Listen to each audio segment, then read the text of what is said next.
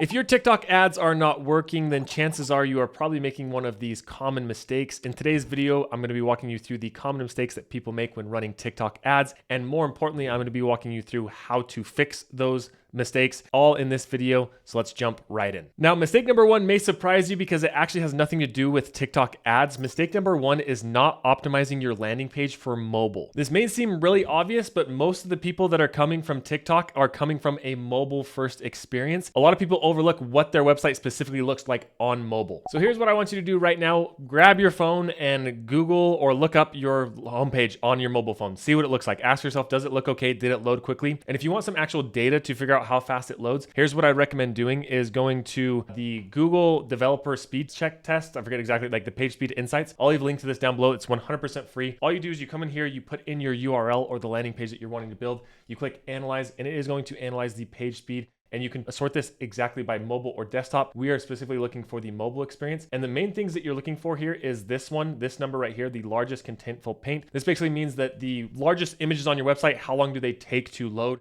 And you see in this case, Nike, it's 3.9 seconds, which is decent for such a big website. The first contentful paint is the smallest images, how fast they load. You can see it's 2.5 seconds and this one is 3.9. You want these to be as close or under 3 seconds as possible. So if you're seeing this and you're like, oh shoot, this is a little bit high, the page speed on this, then you probably want to consider building out a new landing page or a faster landing page. The tools that I recommend if you are on e-commerce is using Shopify. You can also use Shogun to create specific landing pages for those product images. Or if you're using lead gen, I recommend a tool called Unbounce. It lets you create specific landing pages and have really good templates. I have free trials for both those down below if you want to check those out and see if you like them and if it does actually improve your site speed. Mistake number two is wrong targeting and audience. Let me explain. Now, when it comes to audiences, you will want to run lots of tests, but a lot of mistake that people make is they try to get so specific with the audience targeting that they limit the reach that the TikTok algorithm can actually have. Now, if you haven't been on TikTok, you probably may not understand this, but if you are on TikTok, you totally know that the TikTok algorithm knows really well what is going to get you to engage. And so a lot of times when you're just getting started off, it is actually better to go as broad as possible so that the TikTok algorithm can find your audience. So many advertisers worry about going too broad and wasting budget, but broader is typically better when you first get started. What I recommend is start with broad targeting, target the 18 to 54, or you can go higher if your demographics there, both genders, and then wide interest. There's very broad interest inside of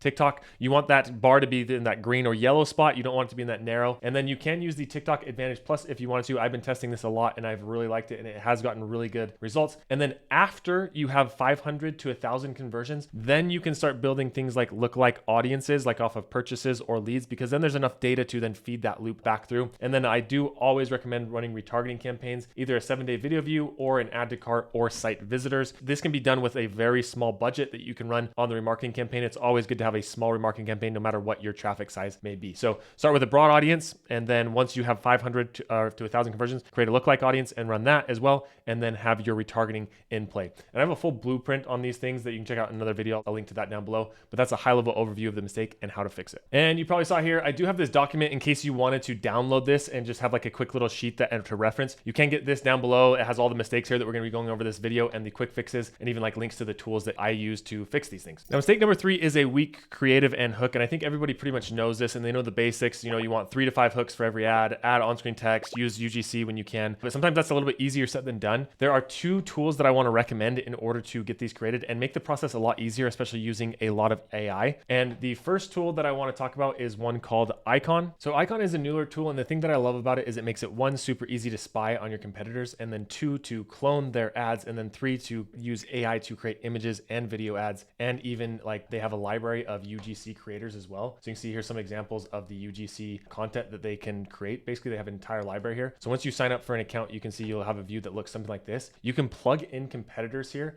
and you can see their top performing hooks right through here. You can see the amount of video ads they're running, image ads they're running. And then if I wanted to come over here, and this is just an image, it's not a video, but if I want to come over here and clone this ad, I could clone it and then put it into a specific product. This will go through and make those. So it's really, really handy. And then you can see here, here's the UGC creators that you can go through and make ads for. So if I wanted to select one of these, I can click make ads and then start creating with any of these content creators. So this has really been a huge unlock because the big bottleneck for a lot of people on TikTok is creating ads. And so between the library of UGC creators, the UGC videos that you can create, and the cloning and spying feature, this tool is definitely worth it for me. Once Once again, I'll leave a link to this down below if you wanted to check it out as well. But yeah, this has been a huge unlock. The other tool that I do use for editing and creating TikTok ads is CapCut. CapCut is made by TikTok, for those who don't know, and they have lots of really good templates inside of there as well. It's just a little bit more of a manual process, but still very good for video editing. So depending on which route you're wanting to go, you may want to check out both of those tools. Mistake number 4 is ignoring TikTok trends. Trends are like the lifeblood of TikTok, and if you're not using TikTok trends, then you kind of stand out like a sore thumb a lot of times with these ads. So using TikTok trends really kind of helps you blend in and increase your conversion rate when you are running ads. Now, when it comes to spotting trends or finding those trends, I know it can be a pain as a business to find these, but this is the tool that I like to use in order to find these trends. This is the TikTok Creative Center. This is a 100% free tool created by TikTok. What you can do inside of here is you can come over here to this little tab right here, trends, and you can see the trends overview, hashtag, songs, creators, and then TikTok videos. So if I come over here to the overviews,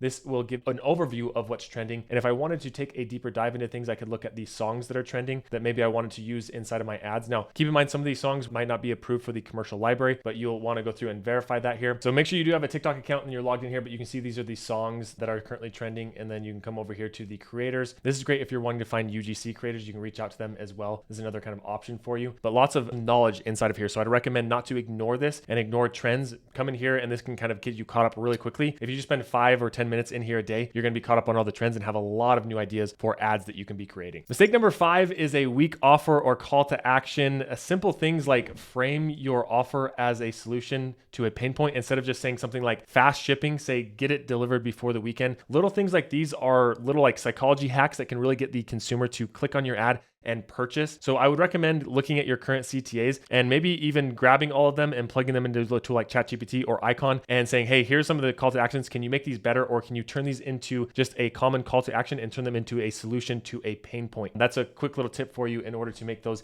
even better. And then finally, make sure that you always include a clear call to action like shop now or fill out the form below to get a free quote. Whatever your conversion is, make sure that you're calling that out somewhere in the ad, whether it's through the text or actually verbally. Mistake number 6 is related to the budgeting and the learning phase of TikTok ads. It's far too common for people to launch an ad and then 1 or 2 days later, it doesn't get a sale and they completely pause the ad, even though the TikTok ad hasn't come out of the learning phase. Now, if you aren't familiar with the learning phase, when you first launch a TikTok ad, over the first like 3 to 5 days, it will go through what's called the learning phase, and it will even say that inside of the account. This is TikTok going through and testing the ad to multiple different people. And oftentimes people pause the ads far too soon before that learning phase is done so that they actually know if it's working or not. So here is what I recommend. Set your daily budget to 50x your target CPA. So if your cost per acquisition is $1, set it to $50. Now, this is TikTok's general rule of thumb or their guidance or their kind of best practices. I sometimes will run this at a target CPA of closer to like 30. So keep that in mind. And I've seen it work with lower numbers, but TikTok's recommendation is that 50x your target ROAS. The next thing is don't pause those ads the first 3 to 5 days, as we talked about, because they're still in that learning phase. Wait till you see the data out of there, or make changes only after you've seen at least 500 to 1,000 impressions or 50 conversions. Because if you do it before then, you're just not collecting enough data to really know if the ad is working or what may be causing the thing to not work, essentially. And then don't just all of a sudden triple or quadruple your budget. I recommend scaling slowly, 20 to 30% increases every 2 to 3 days. Don't just all of a sudden double your budget one day and then double it the next, because you're going to see diminishing returns. Say you are getting good return on ad spend, say you're seeing $100 a day and you wanted to all of a sudden double it to 200, you could see your ROAS drop pretty dramatically. So instead of going from 100 a day to 200, I'd recommend going 120. And then if that works after 3 to 5 days, then go 140 and then scale that way. Mistake number 7 is choosing the wrong TikTok ad objective and not optimizing or setting up your TikTok pixel. Now, some of these may not make as much sense to you. I have a full tutorial on TikTok ad objectives and a full tutorial on how to set up your TikTok pixel. For those who aren't familiar, basically the TikTok pixel is a piece of code that you put on your website and it feeds data back to TikTok. So if you aren't optimizing towards the right event, say a purchase or an add to cart or a lead, then TikTok is just going to send traffic to your website that doesn't necessarily convert. So choosing the right objective and setting up your pixel correctly